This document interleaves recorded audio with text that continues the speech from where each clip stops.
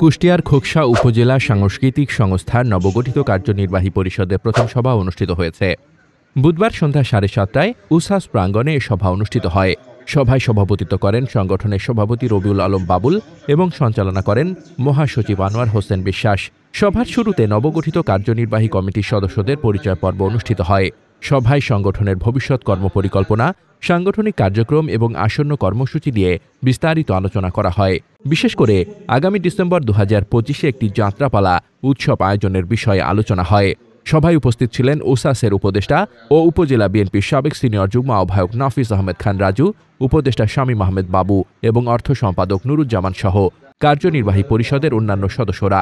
উসাসের সভাপতি রবিউল আলম বাবুল বলেন, খোকসার সাংস্কৃতিক অঙ্গনে উসাস একটি উজ্জ্বল নক্ষত্র। নবনির্বাচিত নেতৃত্বের মাধ্যমে উসাস আবারও গতিশীল হয়ে উঠেছে।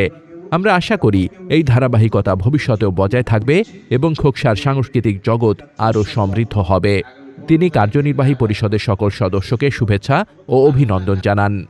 সভায় উপস্থিত সদস্যরা আশা প্রকাশ করেন যে নতুন কমিটির নেতৃত্বে সংগঠনের ঐক্য ও কার্যক্রম আরও গতিশীল হবে। মোহাম্মদ শামীম রেজা, দৈনিক খোলা চোখ।